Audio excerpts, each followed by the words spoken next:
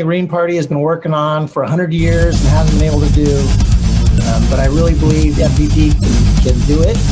So this Sunday they're having a convention. And they have some pretty big heavy hitters. Something that's been missing.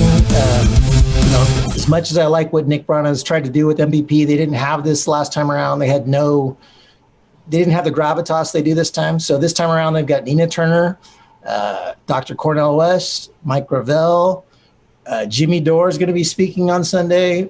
Ryan Knight, who is a proud socialist, a former centrist who saw the light. Marianne Williamson, and they just added Danny Glover today, I believe. So I really hope people tune in for that. That's 4:00 in Eastern time, 1:00 Pacific, and listen to what they have to say.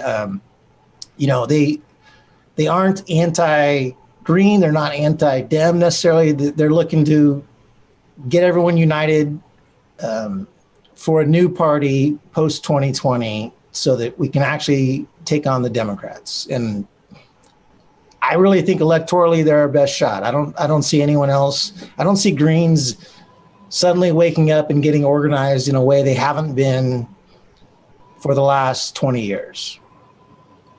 And, Nina Turner, she formed Our Revolution, went around the country like crazy, turned that from nothing into a huge political force overnight, practically. I mean, not overnight because she put in the work, but I mean, in a short matter of time, a decent amount of Our Rev candidates actually won. And even when they didn't win, that was grassroots organizing at its finest. And that's what we're going to need, So I think they can actually get a candidate on the ballot everywhere. So they have my support Sunday, 4:00 Eastern. Yeah, and I definitely recommend my discussion with Nick on Friday. We had a really good in-depth discussion about, how they anticipate getting on the ballots and how they're going to find candidates, things like this. Because I love the concept and I fully support it, but I wanted to know more about the actual logistics of it. So I'm glad I had the opportunity to have that discussion with him. I definitely am excited for Sunday to watch all these, incredible people talk about, hopefully a new kind of future. I don't necessarily think we'll have an MPP president anytime soon, at least. But the fact of the matter is that, you can run candidates at all levels with, on MPP. And, it's something I learned in interviewing almost 200 candidates from across the country since 2018, I've learned that so many states have different rules, and a lot of states have way more parties than, say, I do in Pennsylvania. Even Pat, you guys in California, you have not just independent, but you have, other ones, and not affiliated, things like that. So NPP will not be as difficult to get on some of these ballots. Furthermore, some states do not require the X amount of signatures and things like that to get third-party candidates on the ballot. So I look forward to it. I think that it's promising. I think that if there ever were a time that people need something new, they fucked around, they're going to find out. I am pretty sure that time is now.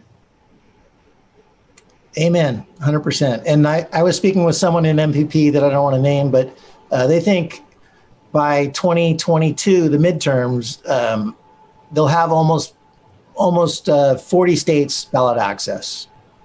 So that's the mid goal, somewhat. That's what Nick said on my show as well. And we as burners, I still refer to us as burners because that's kind of like how we all got our start in a way, how we all connected anyway. And, so we as a movement have proven that we are grassroots. And if we want something, you better believe we will push to make it happen. So, I think it's kind of imperative that, people do kind of after this election kind of decide what do we want to do, because you are correct. The Greens are just not organized. They're not. I mean, and I voted Green. You voted Green. It's not that we dislike them or anything like that. It's just they haven't been able to get organized. So I'm hoping that perhaps MPP can be, that thing that actually is cohesive.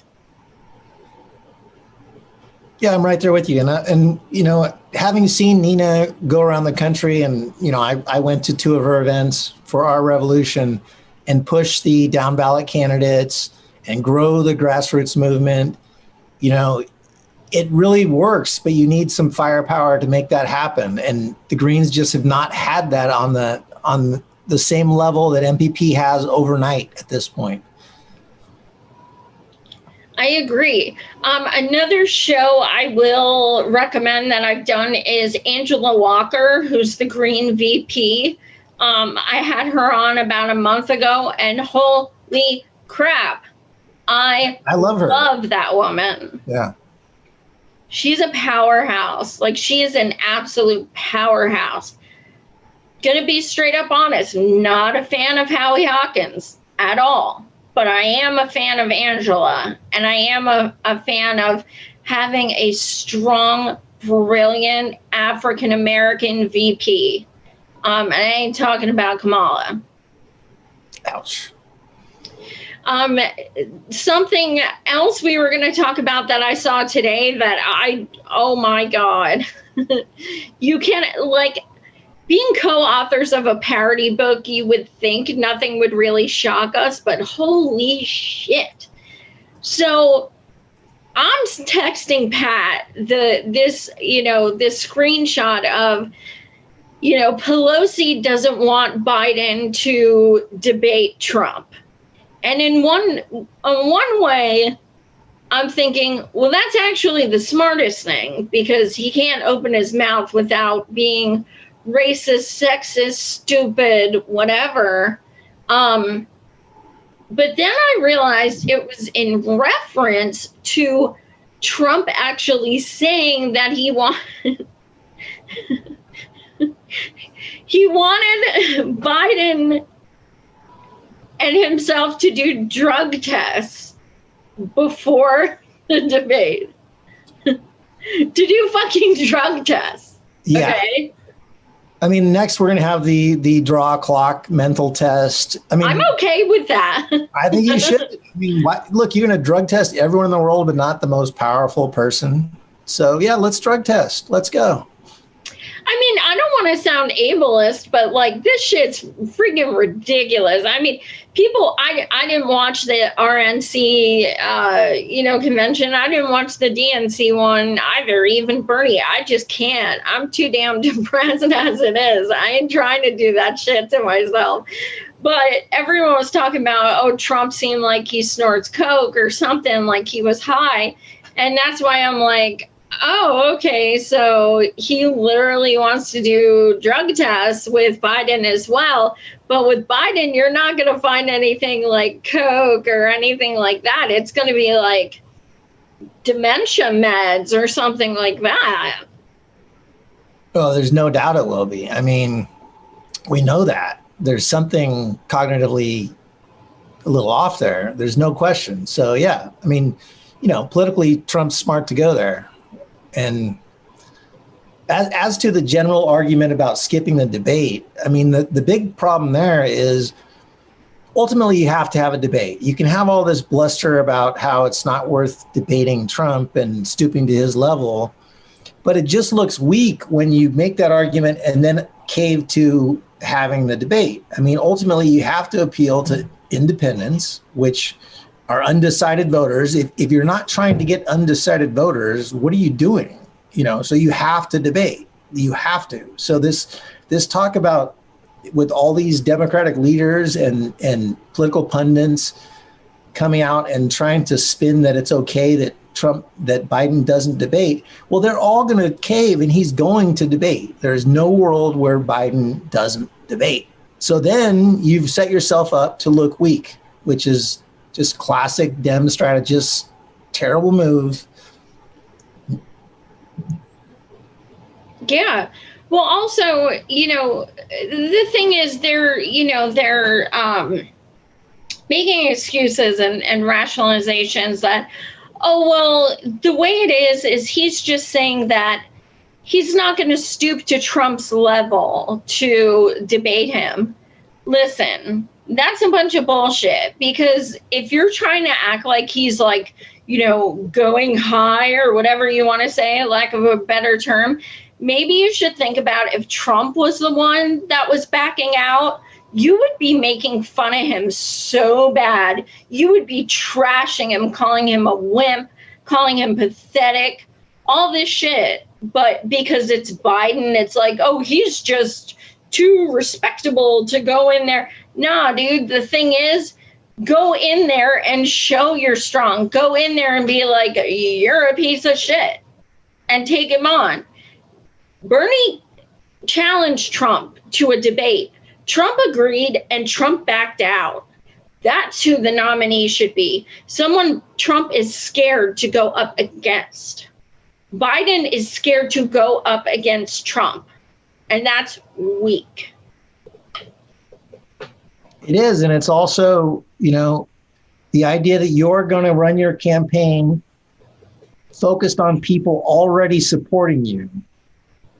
Like you're not going to win over Republicans by not debating Trump. You're not going to win over independents. All you're doing is catering to your base by saying, "Oh, we're not as bad as that guy." Well, you need to prove you're not as bad as that guy. I mean, it's in my opinion, anyone who ever runs an election and refuses to debate, I don't care if they're on my team or the other team, you should be out. This is a basic tenet of elections: debate your opponent. Period. End of story. Any other argument is weakness on your part in your campaign. Like Pelosi refusing to debate Shahid. Debate. Period. End of story. You don't debate, you lose. Absolutely. And so many of us swore this shit was going to happen. And, we were like, he'll probably blame it on COVID. I'm not sure what he's going to blame it on, but something's going to happen. But I don't know what happened, what drug they gave him, but some of the debates, Joe was like, especially at the end, Joe was like coherent. So I'm not sure what went on there, but it's almost like they have a way to make him be coherent for an hour or two. I'm not sure. That was a few months ago. But there's no doubt they do. I mean, you cannot look at how he behaved, 9 months on the campaign trail versus every moment in the debate. He was 10 times sharper every debate than he ever was on the campaign trail. Just no question. Which begs the question then, why wouldn't he debate? He will debate is the thing. I think Dem strategists are the worst. Like if you plot out the worst moves they could make, that's usually what the Democrats will do. Like, they picked Kamala Harris. I mean, that's why I knew they were going to pick Kamala Harris, because I knew she was the worst option. It's just what they do. But they seem to think spinning this strategy hurts Trump because it portrays him as so below the pale that he's not worth debating. But even they know that ultimately they're going to have to debate him. I mean, there might be this trial thing. Can we make this stick? But they can't realistically think skipping the debates is a position that will stick in 2 months or a month from now. There's just no way. They've been in the game too long. So it's a strategy on their part to say this stuff, even though they know they're going to have to debate it. But ultimately makes him look incredibly weak. Yeah, and the thing is, it's really pathetic to watch. The way that people try to excuse it and everything. Again, I don't want to be ableist because I know Joe says he has a problem with stuttering. Granted, I never saw it until recently, but if that's true, so be it. But Donald Trump is a lot of things. He's garbage. He's a dumpster fire. He is a piece of shit. But one thing he's not is someone who's going to get like, that's not going to happen with Trump. And Joe knows that. And Joe gets frazzled very easily. Like we've seen him do the why, and things like that. And he gets very, you dog-faced pony soldier. He gets insulting. He calls names. He puts his hands on people. And that is not a demeanor you bring to a debate. And the way Trump would push his buttons, that would come out. And Biden only makes himself look like more of a dumbass because he said stuff like, I'm going to beat Trump like a drum. Are you? Well, yeah. Well, people forget when Joe first got in the race, he was talking about fighting Trump behind the bleachers. Absolutely. And that really played terribly with even, shit-lived centrist Democrats did not like hearing old Joe Biden and old Trump, not the old, that's probably irrelevant, but just the leader. Like when Joe tried to go to the same level with Trump, it was a worse look for Trump than it was for Trump. I mean, worse look for Joe than it was for Trump by a long shot. So, the confrontation, we haven't seen Biden confronted in a way that he will be against Trump. The Democratic debates, it was soft gloves, even from the people attacking him. It was like a show of respect and then the attack. And that's not obviously going to happen with Trump. Trump's going to, be as crude as possible and as shocking as possible and insulting as possible. And Biden hasn't shown any examples to point to say he's going to handle that well or win that argument. Absolutely. And, let's be honest. Biden has issues even reading cue cards. I don't know how he would do without cue cards because he'll sit there and be like,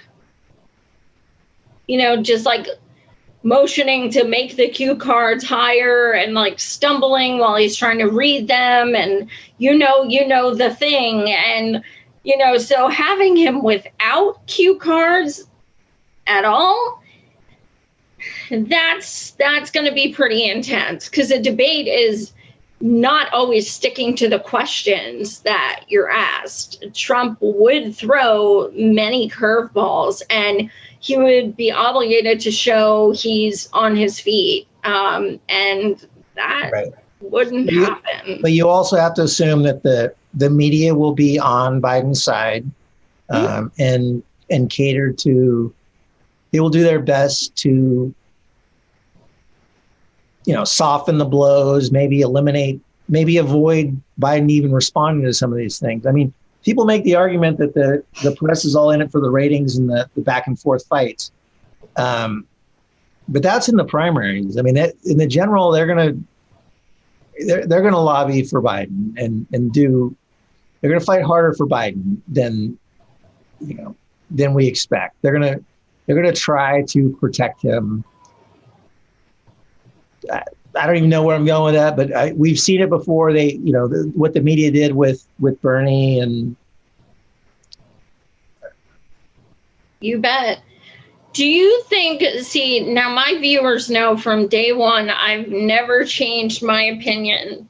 I still think it is possible as fuck that Trump is going to win. I will feel that way till the last day. I think that he's unfortunately stronger than he even was in 2016. And I think that people are in for a very rude awakening if they think that's not the case. What are your thoughts? Have they changed? Do you still think that it's Joe, that he's going to win because of COVID, or what are your thoughts now? Yeah, I mean, to me, it's a total coin toss. I mean, you would think in any other world, with the country being as bad as it is, with the COVID response being as bad as it is, that Trump would be, behind by 50 points. But he's a toss-up in the swing states right now, and that's before the debates. That's before people learn Biden's record, and everybody knows Trump's record. They're like, tomorrow nothing's going to come out new about Trump. You're going to go, oh my God, that, and if it does, you're just going to add it to the list, So the people that support him, no one's going to not support him who's already diehard in his camp. I mean, there's a chance because of COVID that some people will. I will step back a second on that, because COVID is the exception. COVID is like, hey, I lost my job because of Trump's terrible response, and now it hit home. COVID is, my uncle died because of COVID and Trump's bad response, so now it hits home. So, what you've got to play is another 67 or however many days it is until Election Day, versus how much we learn about Joe Biden and what the people in the middle, the independents and the undecideds make of all that. So, I still think, regardless of everything, my gut tells me that things will be so bad by Election Day, and we'll just have more fatigue from the lack of response to COVID and seeing the other countries doing better, that I think Biden will probably pull it off, even if he, shit himself on TV. I mean, honestly, I think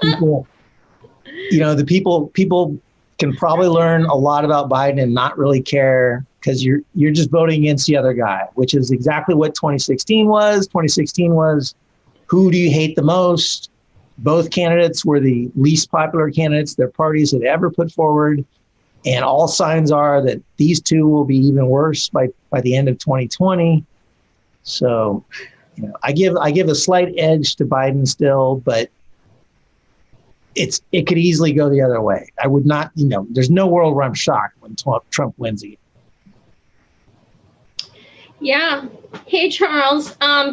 Yeah, I mean, the thing is, they're already setting it up like they know they might lose. They're doing Russia. They're doing the post office boxes.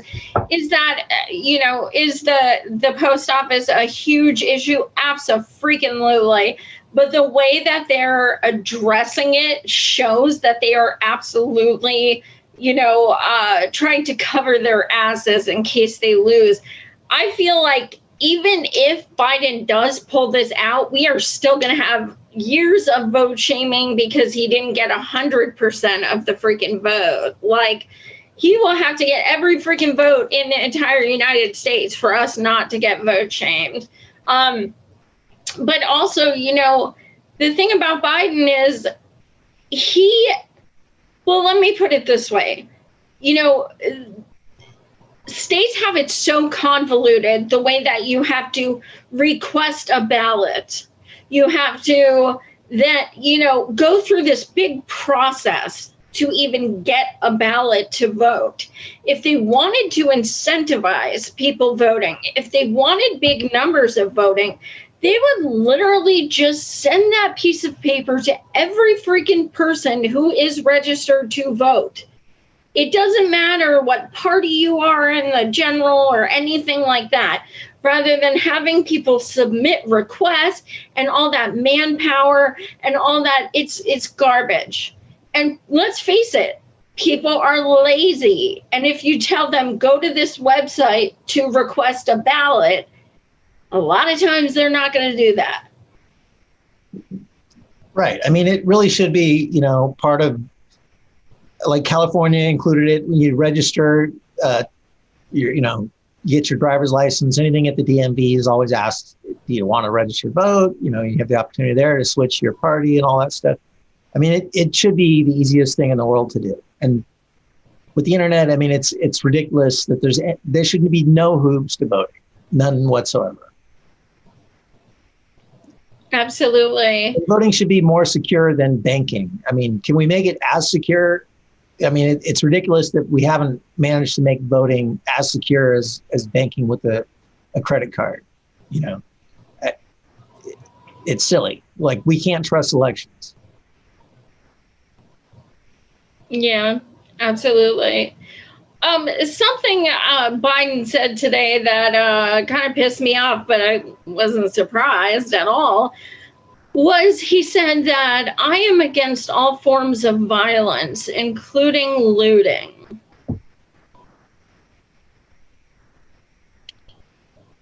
Yeah, I mean, relating looting to, you know, the murder of innocent Black people is just, you got to separate those issues, you know, and that's the thing that a lot of these Democratic leaders aren't. They come out with a statement against all of it, like they're trying to appeal to a Blue Lives Matter crowd at all points, which, you know, we're not. You should position yourself as better than that.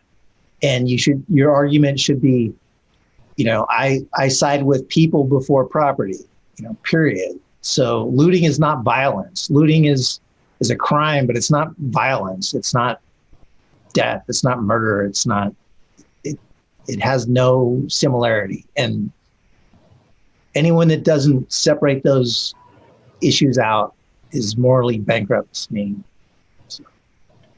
Well, that's the thing. It reminded me, quite honestly, of when, you know, Trump said both sides, blah, blah, blah, because I'm like, how the hell is looting?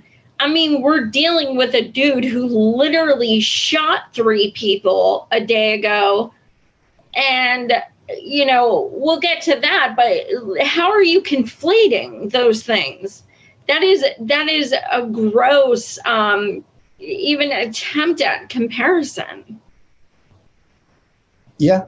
I mean, well, that's the problem. You know, I mean, Biden is a mess. Biden is trying to both sides this campaign. You know,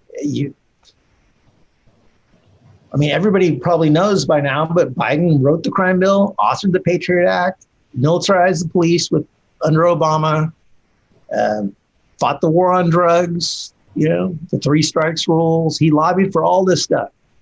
You know, he's not the guy for this moment. But, you know, Democrats and people that hate Trump are stuck with him. But to double down on that, they picked Kamala Harris, who called herself the top cop, California's top cop. So, you know, you've got that duo up here when the whole world is in the streets fighting for criminal justice reform, and those are your two. It's a mess, but they're still trying to cater to get Republican votes instead of siding with progressives and trying to expand the reach on the left. They're going to the right. Now, what they're doing is they're losing the voters on the left and not getting the voters on the right, which is predictable. That's just how it's going to work. And that's why they could lose. Absolutely. And, you know, going back to Kenosha, so the 17-year-old, they did find him in a first row at a Trump rally. You know, he loves his guns. It wasn't even legal for him to have a gun at 17. They are saying no. But I mean, there is video of him clearly committing murder. There is no question about it. And the most haunting thing, not just watching him murder people, but one of the hardest things to stomach is seeing this murderer walking towards countless police officers while holding a loaded gun, them knowing he literally had just shot people, and them letting him continue walking by. I have never seen such a thing. It is absolutely mind blowing. And then the day before, you have a black dude get shot 7 times in the back. What? It's just absolutely incredible. This kid was walking towards the police with a loaded gun, having just shot people. Well, unfortunately, all these events blur together so much, and they happen so commonly that I can't even remember the names of some of the incidents. But I mean, you do have a lot of examples of white shooters turning themselves into the police with their guns on them after the entire police force knows someone shot up a school and then just walked up to the police and turned themselves in. I mean, the shooting where the guy shot the car. I can't even remember. I mean, I'm so numb to all this stuff. It happens so often that it's just disgusting. But you will never see a black person shoot up an event and then not die or get shot. I mean, the idea that a black person could do something like that and then walk up to the police with their gun in hand and turn themselves in. I mean, we really have a racist police force, period. Absolutely. And then, that the video clip came out of the police saying to the, friggin' alt-right garbage fires, saying, here's some bottles of water. We appreciate you coming out tonight. Are you fucking kidding me? Yeah, well, there was a photo of one of the events a few days ago where you could see the police force all lined up between the two sides of the streets, and you had the BLM people on one side, and then the All Lives Matter on the other side, which was full of like actual Nazis, and the entire police force is turned facing the BLM protesters. So that you had a whole line of people in the middle of the street facing the BLM people. So I mean, it's clear to most people what's going on here, but it has to end, obviously. I mean, it's absurd. So it's a clear position Democrats should take. You shouldn't both sides this, and for all the both sidesiness we made about Trump in 2016, correctly so, it was disgusting. We should be taking a firmer stand than this, going after looters argument, or,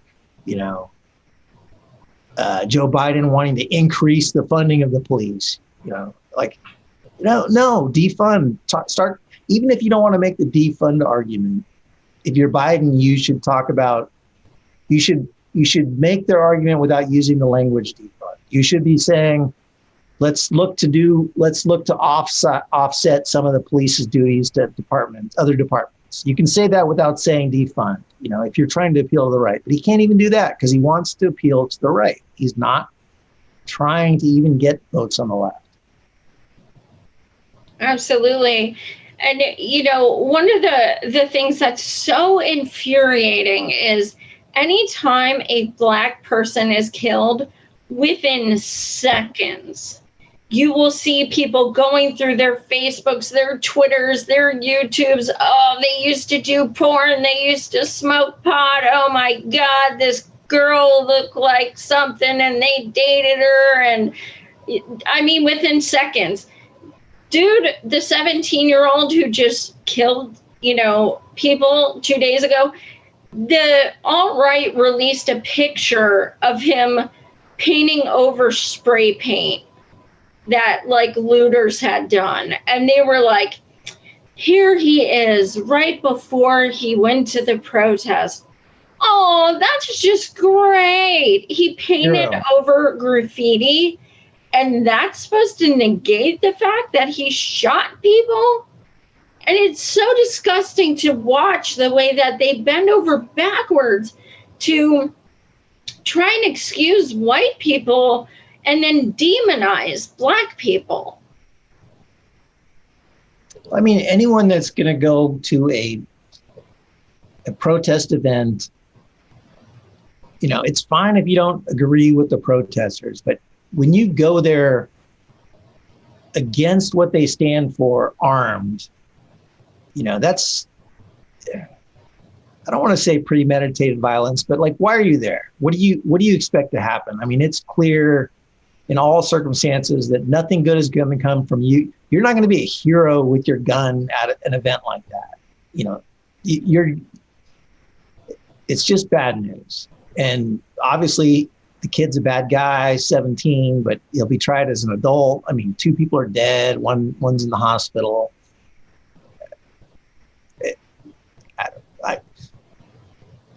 All this stuff is so depressing lately. Like, I try to do humor-ish for a living. I mean, not for a living, but it's really difficult. I mean, this stuff really angers me. Like, it's so shocking to see how many people that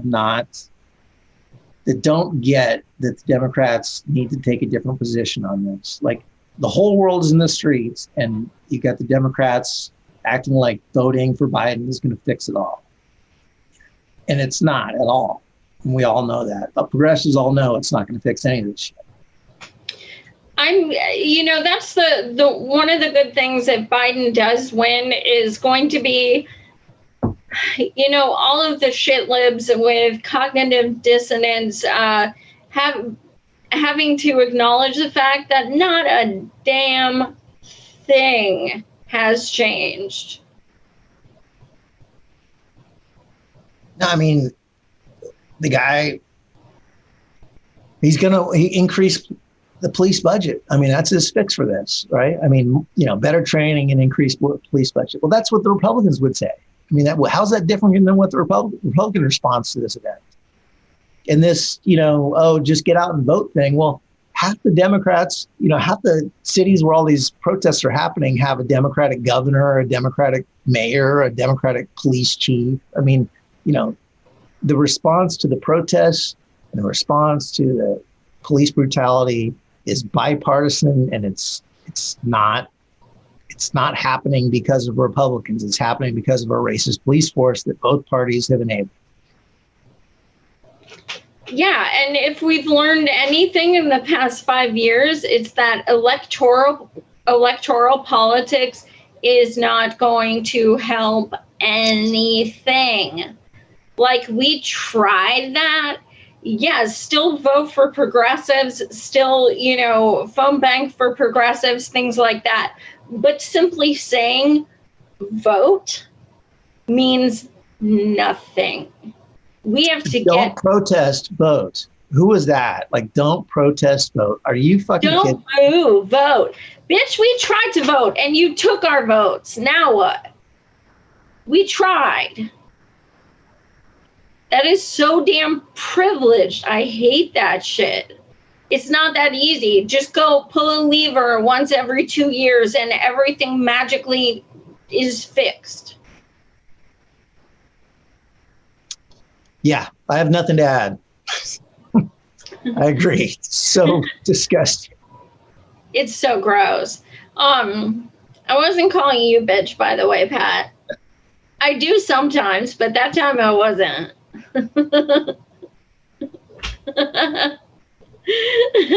No comment. So, what's that? No comment whatsoever. Love you. Okay, so the next thing is I sent you Alyssa Shalano's tweet from yesterday. It's literally a thread of why Joe Biden is going to be good for Black people and for women. Bust that out, Pat. Let's see. Yeah, I mean, I guess I could read some of it, but like I gave up on it so quickly. I mean, I did read them all, but it's just garbage. I mean, of course, Biden's going to be better than Trump on this shit, but he's going to be the same guy. And it's the hypocrisy of this coming from Alyssa, who abandoned the Me Too movement the exact moment there were accusers against Biden, is just amazing. But I'll read the first one, and then, if you're a sadist, you can go find her on Twitter and read the next 20 or however many. Let's see. So Alyssa Milano, On hashtag Women's Equality Day, I'd like to remind you all the ways Trump has failed women and made life more dangerous for us, and how Biden will be a champion for us. And then yada, yada, yada. That's all I got, because I can't fucking read it right now. It's just... Pat, you're fucking sexist. Yes, thank you. I mean, come on. Yes, he, Biden will be better than Trump on this stuff, but like, covering up Biden's record is not the way to fix these issues on anything, whether it be, misogyny, whether it's whatever, the racial justice stuff. Like, if you want to fix these issues, you need to keep his record on this stuff front, in people's face. You need to not lie about who Biden is. You need to not pretend that Biden didn't have 8 accusers come forward about sexual, not assault, but sexual inappropriate behavior. This stuff needs to be not covered up, because that only leads to putting the problem on the back burner, not like... Well, since you're being stubborn, I gotta read a few of them for you. Good. Okay. So Alyssa says, on this Women's Equality Day, I'd like to share all the great ways the Biden administration will fight for women and girls. Keep reading for the good news. Help is on its way. Women, and particularly women of color, have never had a fair shot to get ahead. When Joe Biden and Kamala Harris build our country back better after this economic crisis, they will ensure we get closer to full inclusion of equality for women. Joe will expand women's access to health care.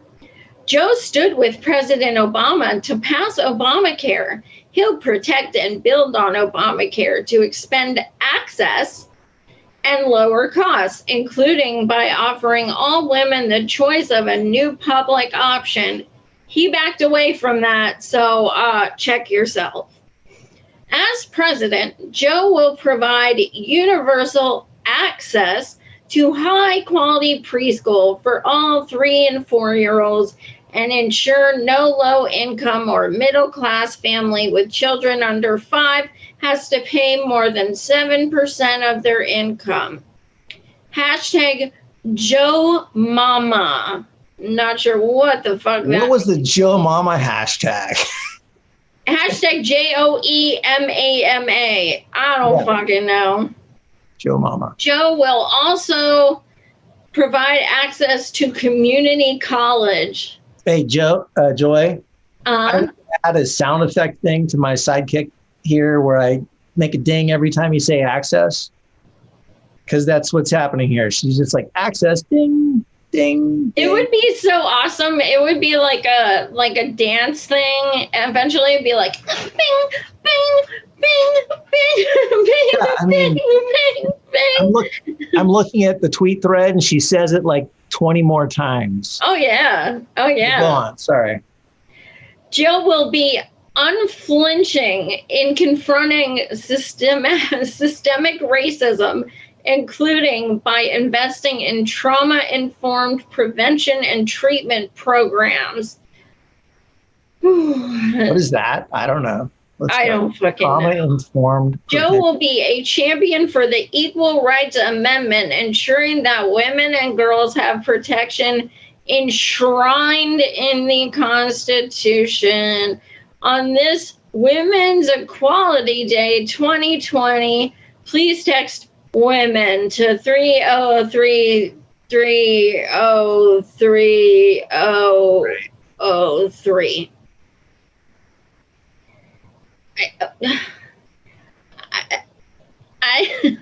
All I'm going to say is that if you guys are offended and disgusted by Alyssa, as most people are, Pat and I co-wrote a parody book on the Resistance, and she is one of our main characters. Her name is Alyssa Shilano, and she's a damn hot mess.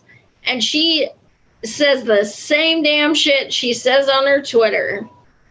So, Pat, let's talk about our book. Let's talk about some other great characters we have. We have Nira Tantrum, Joanne Greed. Who else we got? Nancy Pagosi, Tom Perez, Jennifer Poubin. Don't forget James Scarville, which James Scarville has some zingers. Which, it's funny. People don't remember who he is. Like, younger people don't even know who he is. But back before Obama ran in 2008, he was like the biggest powerhouse pundit on TV. And he's literally married to a Republican pundit of the same stature.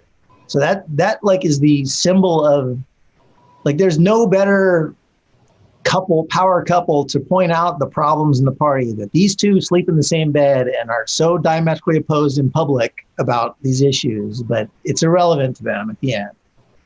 So anyway, he came back into being a political pundit because they brought him out to attack Bernie at the last minute. But he was asleep, dead like I don't know, he was in his coffin for like 10 years and they woke him.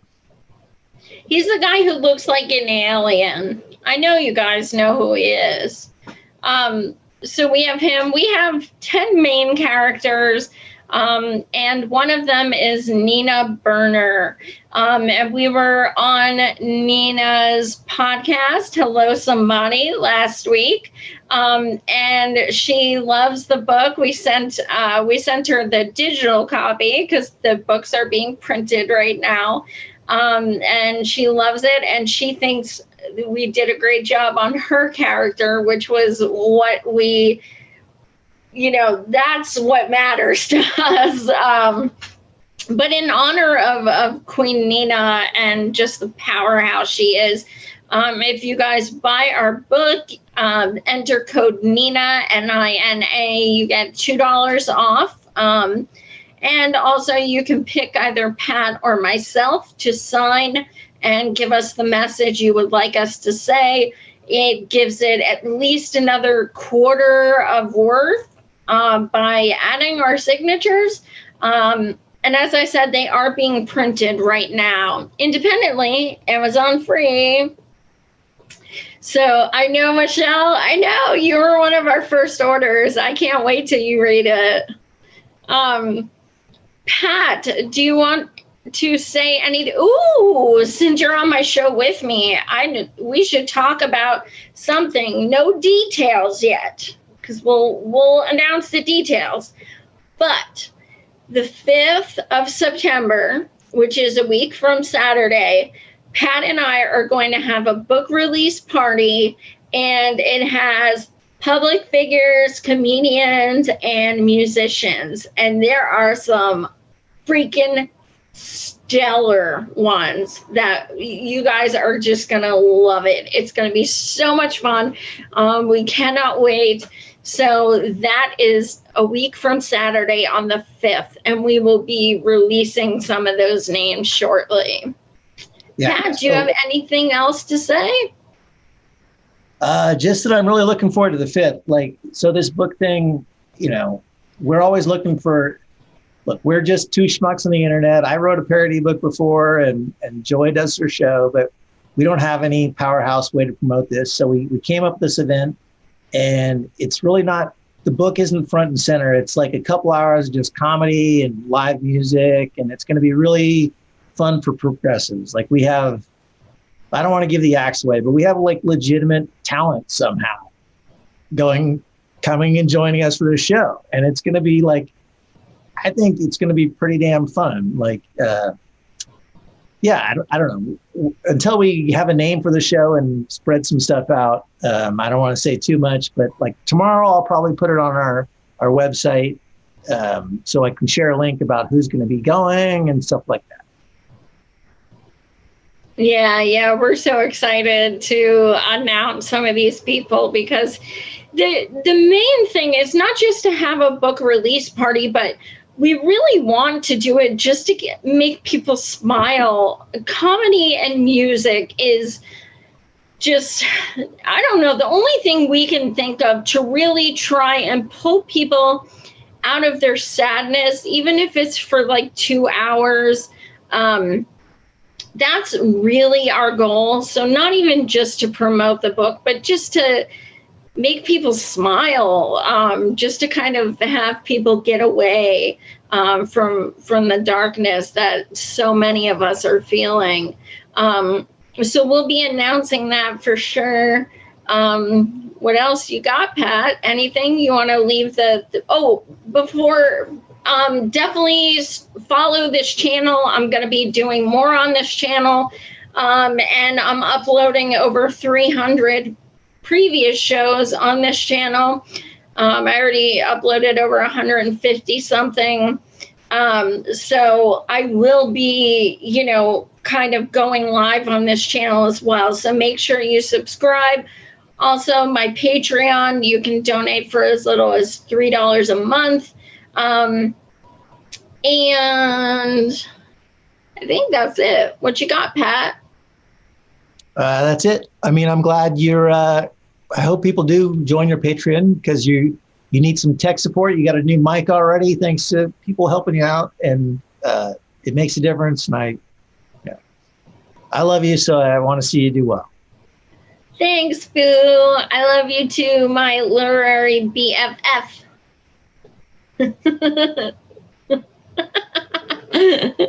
Oh my God. It's funny because the video's delayed, so it looks like you rolled your eyes when you said you loved me. So that's like completely accurate. No, that's real. That's real. That's what I thought. Okay.